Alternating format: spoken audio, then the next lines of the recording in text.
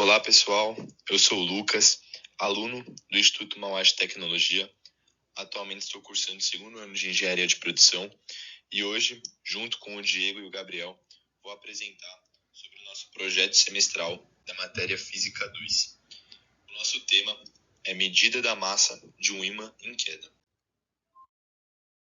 Para começar, eu vou falar um pouquinho do objetivo do experimento. A ideia principal é analisar a queda de um ímã dentro de um tubo que não é atraído por magnetismo. Observamos o ímã caindo no tubo e notaremos algo meio curioso. Sua velocidade de queda é constante. Logo em seguida, encontraremos uma equação que descreve a velocidade de queda. Bom, usando uma balança de precisão, mediremos a massa do ímã enquanto ele cai. Compararemos esse valor experimental com o valor que obtivemos matematicamente. E, por fim, entenderemos o que está acontecendo com a ajuda da lei de Faraday e a lei de ação e reação de Newton. Partindo para o lado das hipóteses físicas, bom, como dito antes, nosso desafio envolve a medição da massa de um ímã enquanto ele cai dentro de um tubo não magnético, que no caso parece ser um experimento inicialmente bem impossível, mas com a ajuda da lei de Faraday e da lei de ação e reação de Newton, exploraremos como superar essa aparente barreira. E ao longo do experimento, você vai conseguir ver que sim, é possível medir a massa desse ímã de uma maneira bem surpreendente. Bom, essas foram as equações que a gente usou para o nosso modelo matemático. Entre elas, as 3 equações da lei de Faraday-Lenz, para achar a força eletromotriz. Bom, a gente usou aqui também outras equações, como a da velocidade constante, da força eletromotriz induzida, da potência elétrica, da resistência elétrica e da velocidade, que a gente usou no nosso experimento. Os materiais utilizados foram um cronômetro, um ímã, uma balança, uma trena e um tubo. Bom, no nosso experimento, a gente mediu o tempo de queda do ímã pelo tubo e achou o valor da velocidade, considerando que o movimento seja retilíneo uniforme. Achando os valores, a gente substituiu na equação que eu tinha citado acima, da velocidade, para achar o valor da massa do ímã.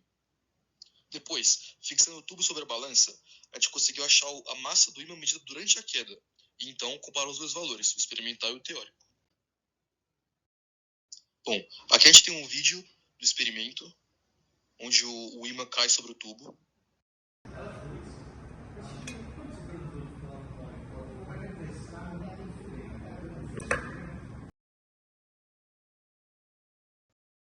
Agora, falando um pouco do procedimento experimental, a primeira coisa que a gente fez foi selecionar os dados, que foram dados pelo projeto, que eram de 9,68 metros por segundo ao quadrado para a aceleração da gravidade, 10,5 milímetros para o raio do tubo, 1,1 centímetros para a largura da espira, 0,270 Tesla para o campo magnético, 0,5 centímetros para o raio do ímã, 3 centímetros para o comprimento do ímã e 4,49 vezes 10 a menos 5 ohms para a resistência elétrica.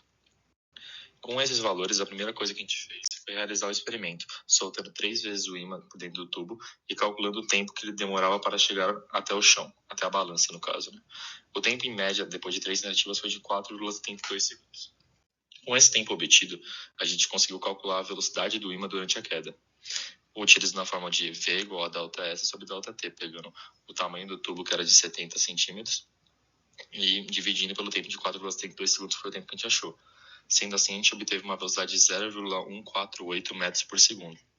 E além disso, pelo experimento, a gente também conseguiu obter a massa experimental, que foi de 47,94 gramas, que era possível observar que ficava constante enquanto o ímã estava caindo.